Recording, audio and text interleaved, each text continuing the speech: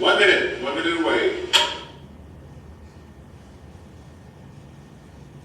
Gotta coordinate all this technology, make it all flow. We were lucky the mics worked at the old one.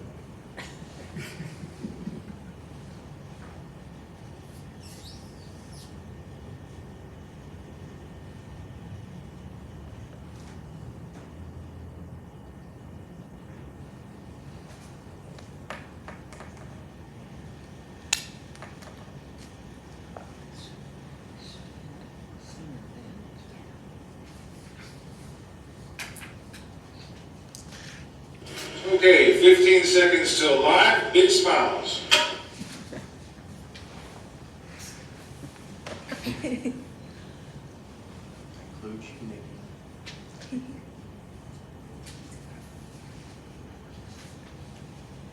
Good evening, my name is Anita Simmons, and on behalf of the League of Women Voters, I would like to thank you for our participants in the forum for District 7, Mr. Guffey and Mr. David Fernandez. The League of Women Voters is a nonpartisan political organization that encourages informed and active participation of citizens in government, works to increase understanding of major public policy issues, and influences public policy through education and advocacy. The League takes action on issues but does not support or oppose candidates or parties. Questions are prepared by a closed committee of League members, and the questions relate to the potential office of the candidate. The moderator is not giving questions until the time of the forum. We flipped a coin, and Mr. Guffey will be doing the first opening remarks. And each candidate has 2 minutes for opening remarks. Each one of you have 2 minutes. Each candidate will be then given 3 minutes to answer each question with a 1-minute rebuttal if necessary. So if you need to rebut, you'll just raise your hand or call my attention to that. And each candidate has 2 minutes for closing remarks. So Mr. Guffey, since you won the coin toss, you will have the first opening remarks. Thank you so much. I first off like to thank the League for putting on these forums. We appreciate that you all have done this for so many years and hopefully continues well into the future. I thank the city for allowing us to use the facility. I thank Dave for coming. Anybody who's willing to throw their name into the arena, I certainly commend that. And I want to thank my family. I will hold off on I guess my resume or maybe some of the boards and everything that I've served on. I think that'll come up in some of our discussion tonight. But I do want to say that I'm just passionate about Christian County. I've lived here my entire life. It is District 7 specifically is where I have spent 44 years here on earth. My childhood home, which is in the county. My very first home, right off of Sibley. My current home, actually in Hunting Creek. We are neighbors.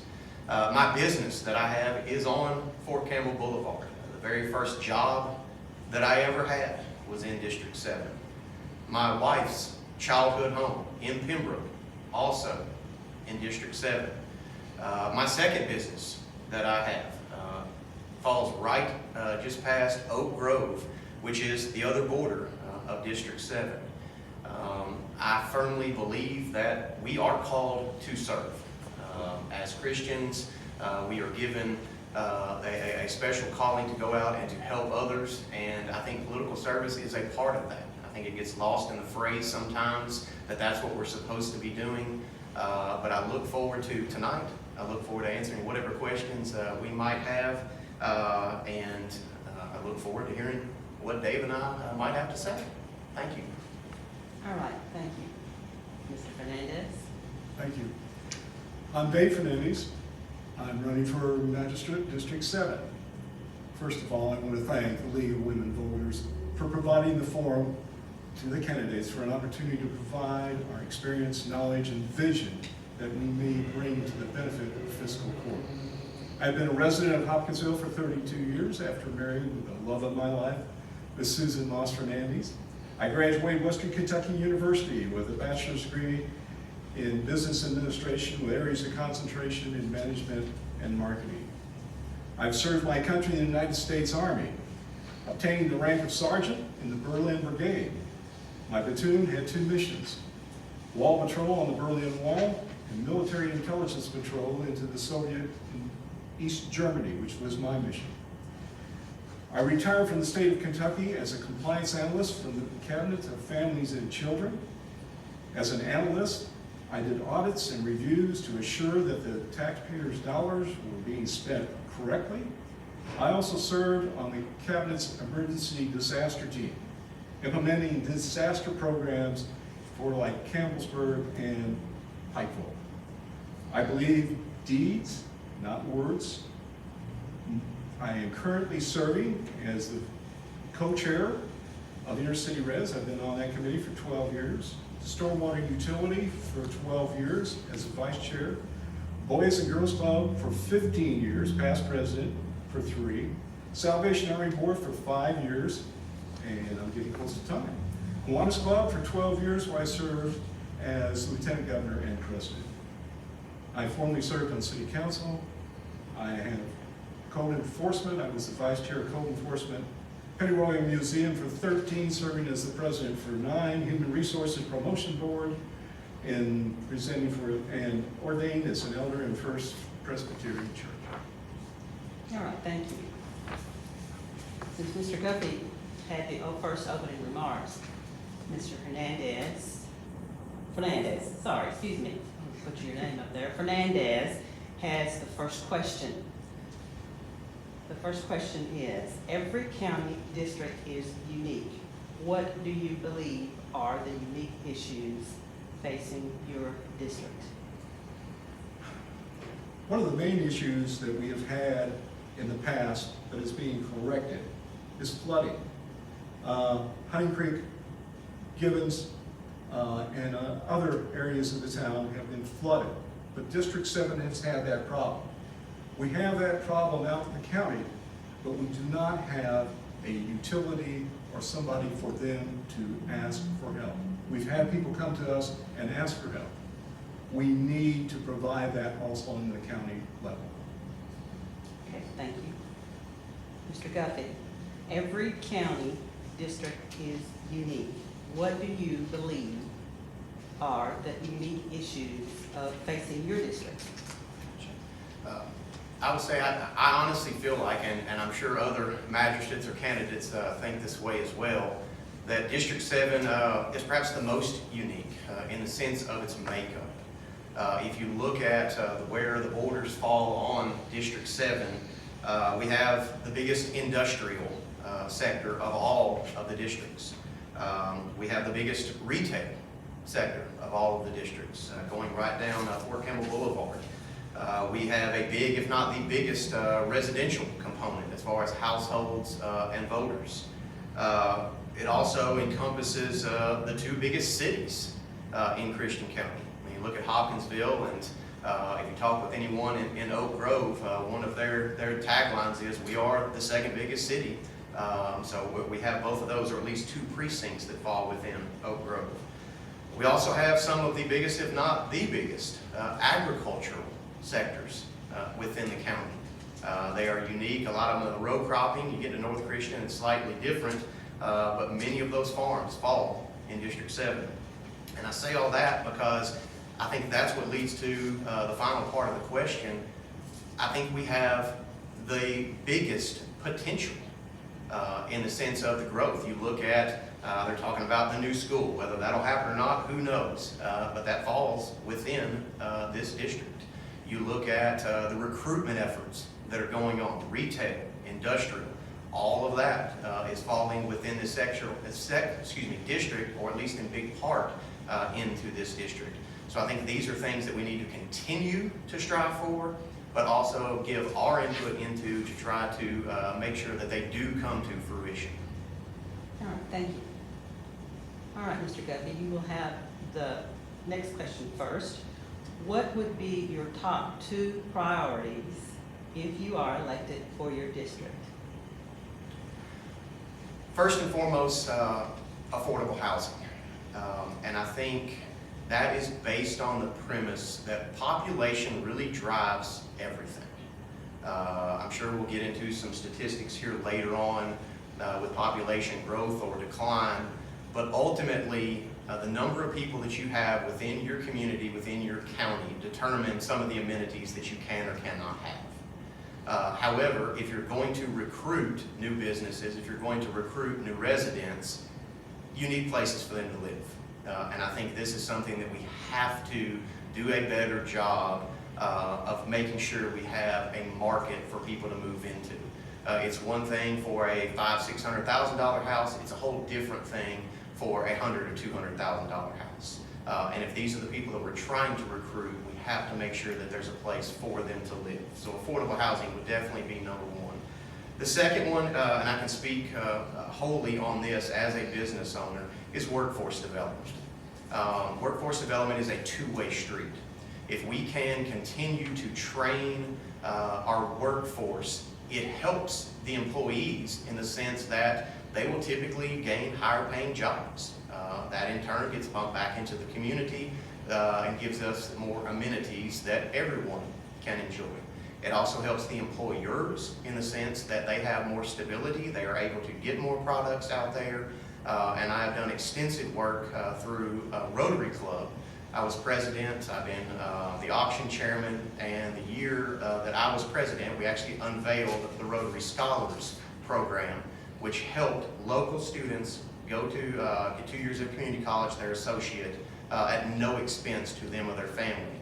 Because statistics show those who are educated local at a higher rate stay local, work local, and raise families local. All right, thank you.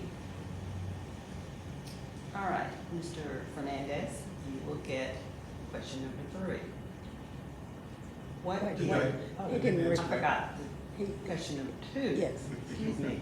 What would be your top 2 priorities if you are elected for your district? I hate to bring this up, but economic stability. All the economists are now looking at the possibility of a recession. I was on city council in 2008 to do 2010, and we went through the Great Recession. What we did was we got together with our department heads, and we kind of made a promise to the employees that we would not lay anybody off. And we worked on with the department heads to reduce costs, and we never did lay anybody off, but we got to prepare. Another thing that's going on within the economy is this chip war.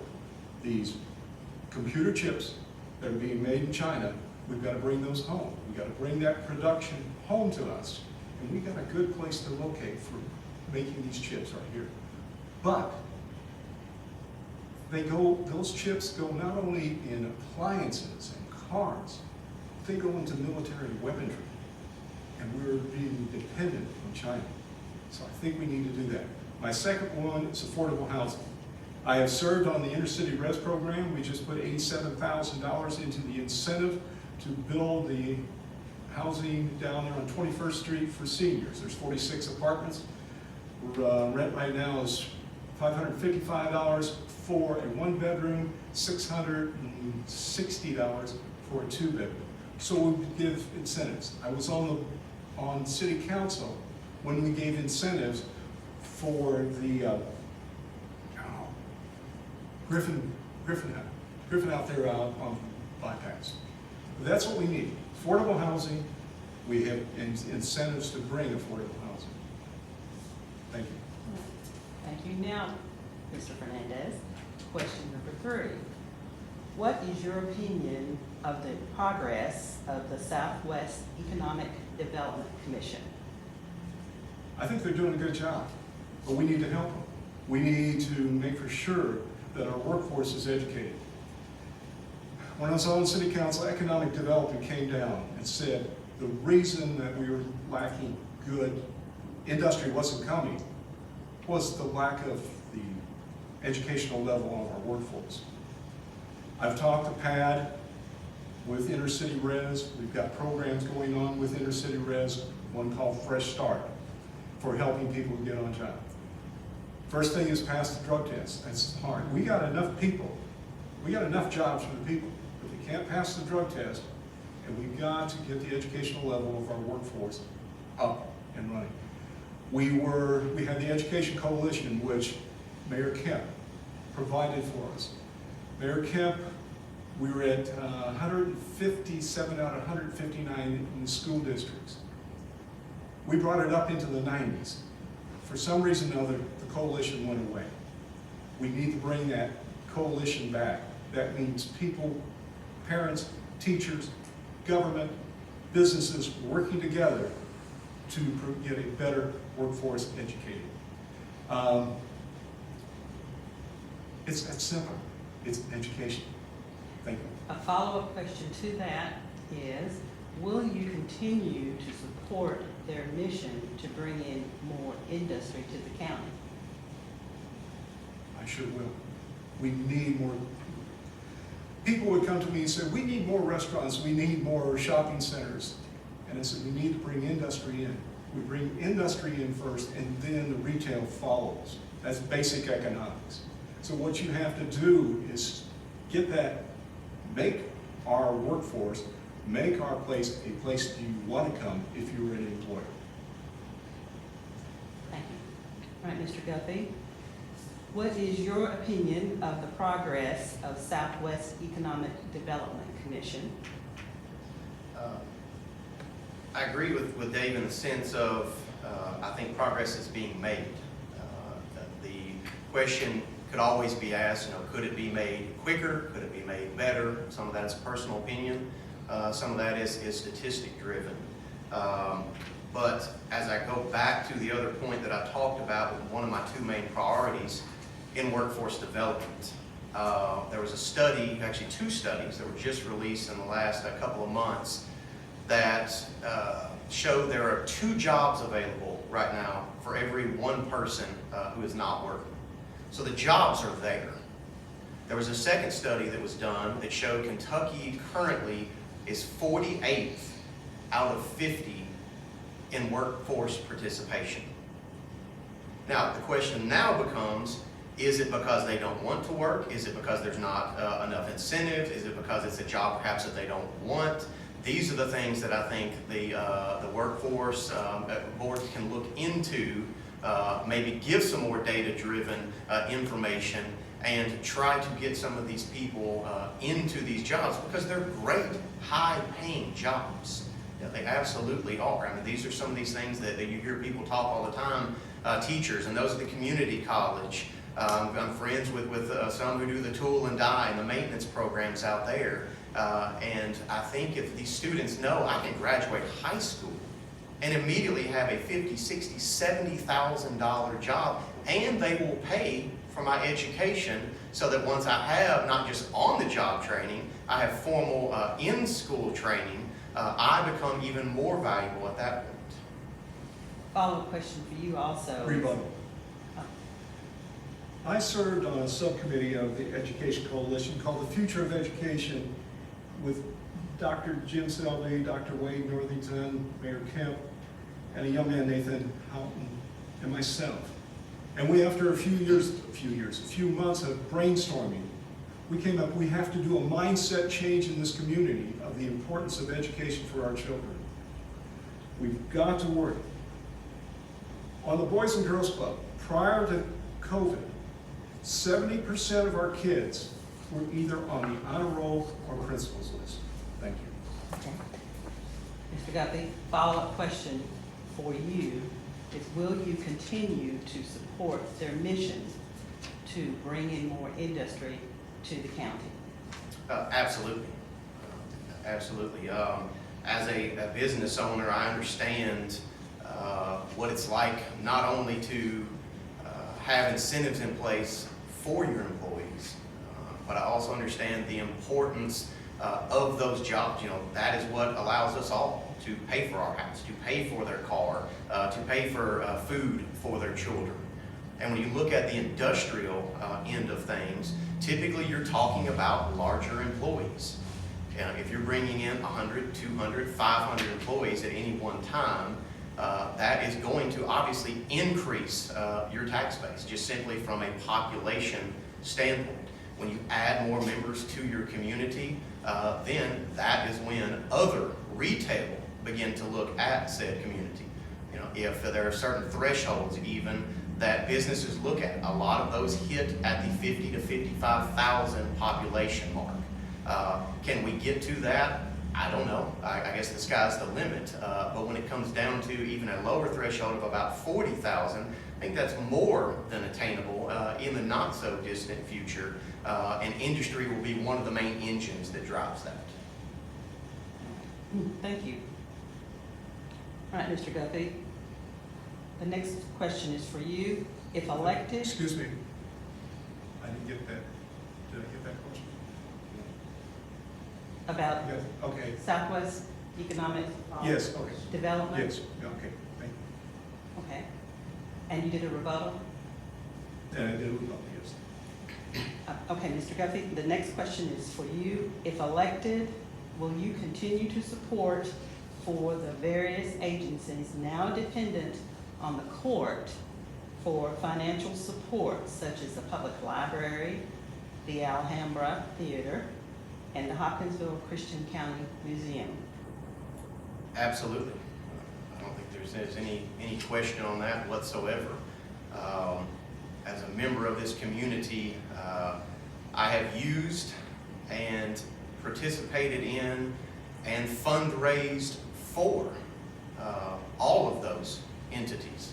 A couple of those I fundraise for on an annual basis. Rotary and our mission helps out a lot of those agencies that you mentioned, in addition to others. I've also helped out with the Alhambra and their fundraising efforts with Dancing with the Stars. Many people who are perhaps watching now have seen the benefit of those. And when it comes to, and you mentioned, I'll use these because you were talking about them, the library, when it comes to the museum, when it comes to the Alhambra, these are pillars of our community. These are icons of our community. These are landmarks that people know in our community, whether they're from here or not. These are the places that they do like to visit, and the entertainment that they bring in, the knowledge that they share, is perhaps unmatched anywhere else, as far as perhaps other agencies or entities in the community. And I think that is something that perhaps the fiscal court, that city council is charged with. It's not just from a budgeting standpoint or a personnel standpoint, it's also from an image standpoint. And I think all three of those entities, and I'll just use those because that's what you mentioned, do a great job of representing Hoptown. So I would absolutely support those. All right, thank you. Mr. Fernandez, if elected, will you continue to support for the various agencies now dependent on the court for financial support, such as the Public Library, the Alhambra, and the Hopkinsville Christian County Museum? Yes. When I was on city council, I served on the library board. Funding was not that great at that time, but funding has increased since then. We need to be able to provide to these organizations a way that they know how their budget's going to be, what is available, what is their budget going to be, what money do they have coming in, and it's got to be a constant. The museum receives benefits. I sat on that board for 13 years. Boys and Girls Club, they receive benefits from the county and the city. 15 years on that. Yes, I support it, and if we can do better, I'd really like to see that happen. Thank you. All right, Mr. Fernandez, this question is for you. We'll get this one first. Do you believe the current budgeting process the county uses is working well? I am not familiar with the process that they use at the present time. I can bring my knowledge in accounting, in statistics, and that to this board, but I would have to see it, how it's set up, what type of structure they're using for their accounting system. My job as a compliance analyst was to analyze problems in management. I did management evaluations for the federal government. We were contracted by the state. And my job was to analyze, is these things working? How can they be working better? And if there were problems, we sat down with them and wrote corrective action plans to create a better system. All right, thank you. All right, Mr. Guffey, do you believe the current budgeting process the county uses is working well? I don't know that I can fully answer that question because one of the things that I would ask of the fiscal court and push for is that the budgeting process and the budget itself become more transparent. In my opinion, and not just my opinion, in fact, all of the budget is taxpayer money. When funds go out to entities, that has to be derived from somewhere. And that has come from you, me, everyone sitting in this room, everyone sitting in this community. And if that money is going into a treasury, then I feel like we have the right to know how much is there, where it's going, how it's being spent, how it's being divvied up. So my first step would be, hopefully in 4 years, if I'm elected, to be able to come back and answer that same question and give you more specifics on those numbers, simply because we have made it more transparent. So is it going well, or is it going the way that it should be? I would like for it to be a little bit clearer for everyone to be able to see, and that's one thing that I would certainly strive for. Rebuttal. Okay, we have open laws that these documents have to be provided to the community. They're available. You can look at them at any time. And I'll rebut to that as well. This is true, but that information is not always given out. I have contacted or been contacted by, I know 4 that come to mind, and I can probably come up with another 5 or 6 that don't spur off the top of my head right now, who have requested said information and have not been able to get it. So I'm speaking directly from personal experience of people who have contacted me because they knew that I was running for this position, and that's one of the things that they have asked for. All right, thank you. That is a violation of the law if they do not provide them. I would agree. All right. Mr. Guffey, you will get the next question. How do you reconcile having tax incentives for large businesses coming into the county with the tax structure that current small business owners have? Do you mind repeating that one more Sure. time?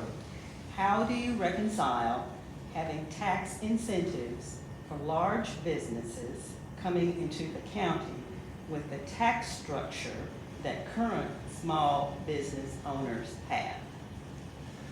I can perhaps speak to this as well, if not better than anyone, being a small business owner in this community. We have owned our business for about 14 years now. And one of my goals that I talk about with everyone that I meet is not just retail growth, but it's retail retention. It's not just industrial recruitment, it's industrial retention. It's very easy to have a carrot dangling to bring in new industry and new retail, and I think that's needed. I think we do need retail. I think people want retail. I think we do need industry. I think people want industry. But I also think that current businesses, especially small businesses, get overlooked. Nationwide, small business is the #1 employer. #1.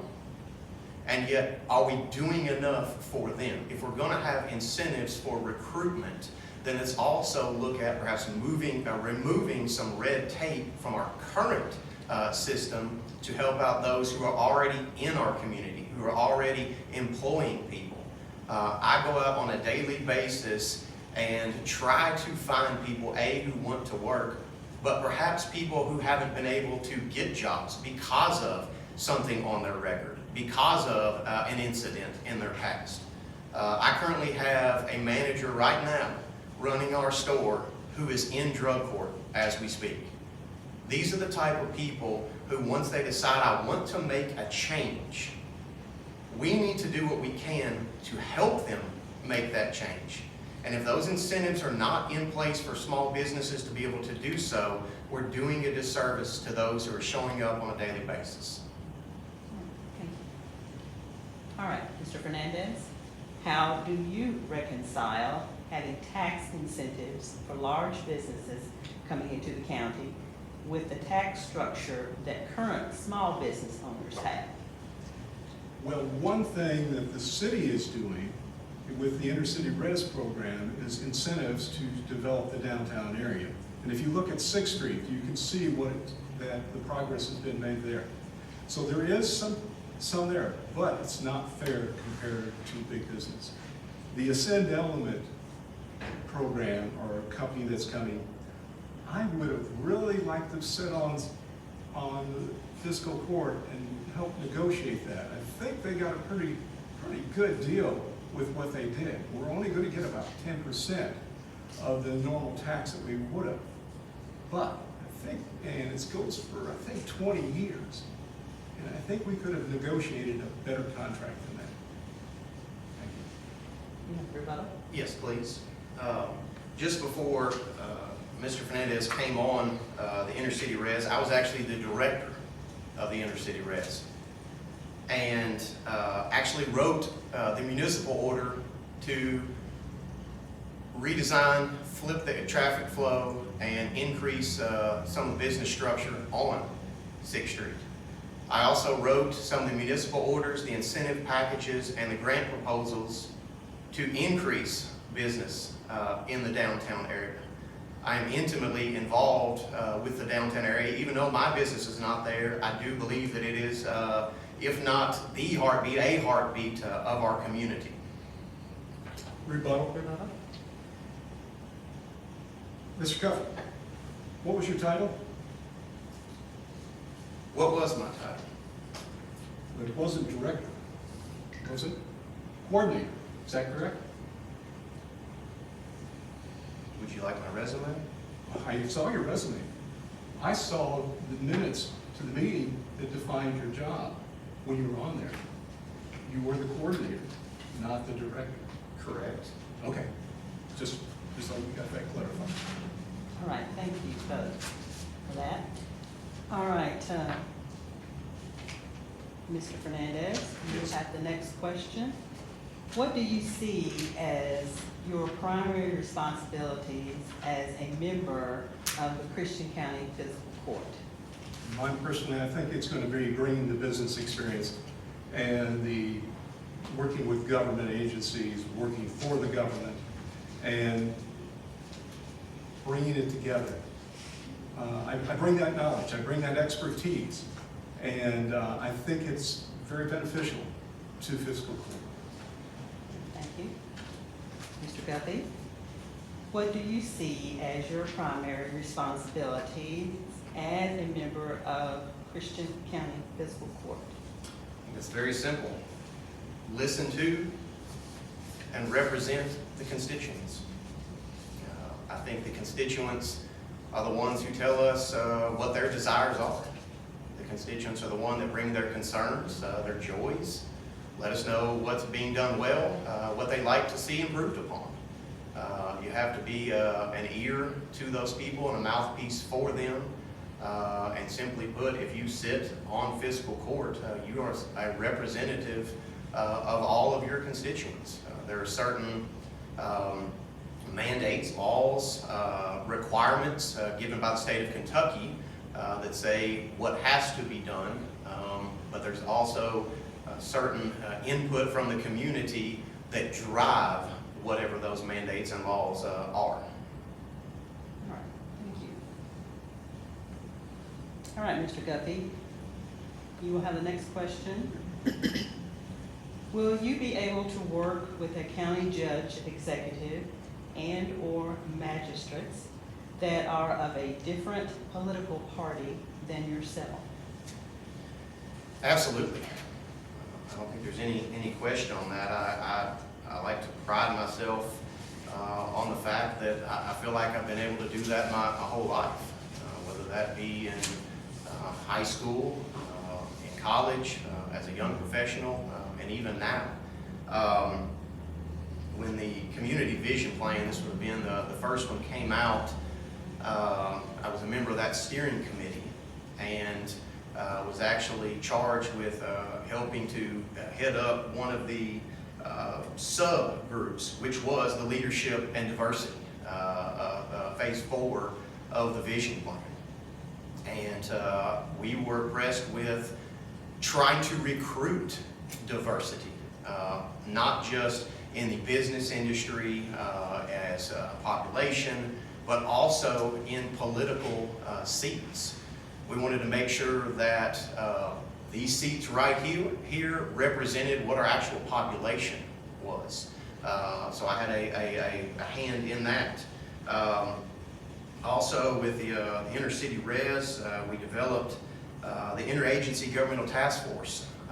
One of the things that I would like to see on fiscal court is to work more closely hand in hand with the magistrates, the city council, the constables, businesses, agencies that fall within each district, meeting more regularly so that they know what services are available, they know what all is going on, and trying to get the word out to everyone. Because ultimately when it comes down to it, it doesn't matter if someone is registered a Republican, a Democrat, an independent. If they are your constituent or if you're working with them on the court, we should be there for the good of the people, period. Thank you.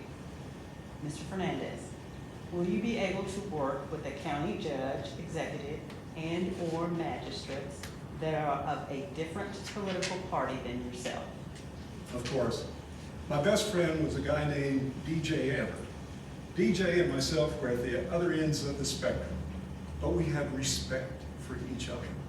And we would sit down and we would listen to each other's opinion. And you have to have respect, whatever. Something's going on with 2 Tennessee former governors. We get Bill Haslam and Philip. I gotta put the glasses on.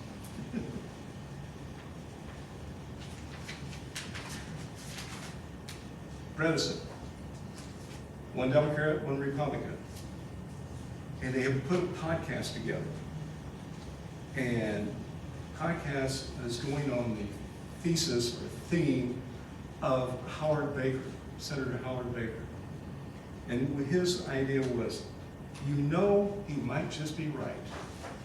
So these people are coming together because of the unrest that's going on in this country with the breakdown with the political parties. Political parties, they used to get together, they'd argue in chambers, but they would go out and have a beer afterwards. They would work together, but they respected each other. And that's what we need in this country now, is respect. All right. Thank you. That ends the questions that we have for the candidates for tonight. And Mr. Fernandez, you will have the closing remarks. All right, let me first. Here they go.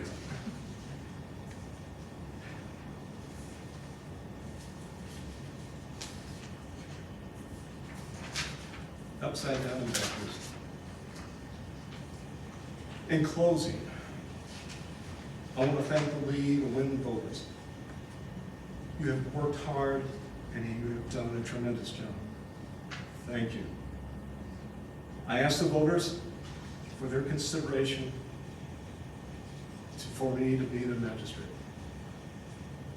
I serve in many capacities and will continue serving, win or lose. I served to the pleasure of 4 mayors for the last 20 years, both Democratic and Republican. I bring experience and knowledge. I have served my God, my family, my country, my state, my city. Now I would love to serve the Christian County as your magistrate. Thank you. Thank you. Mr. Guffey? Closing remarks.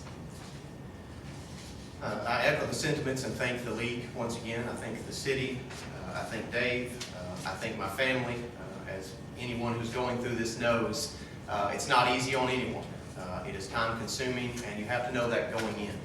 And I think that's the type of leadership, the type of experience, and the type of drive that I bring to this position.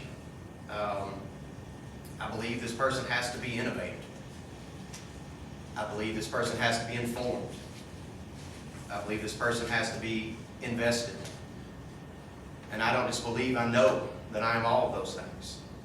I think they have to look at projects, at budgets, and ask themselves, is this fiscally responsible? Does this offer a return on investment, whether that be in joy, finances, whatever? I think we have to ask ourselves, is this something that is safe? Is it correct? There are projects that have been done in this community that perhaps check one of these boxes, but not all three. And we're paying for those now. The population decrease that we've experienced over the last at least 10 years is unacceptable. We have a 53% rental property rate in Hopkinsville right now. We need homes for people to call their own.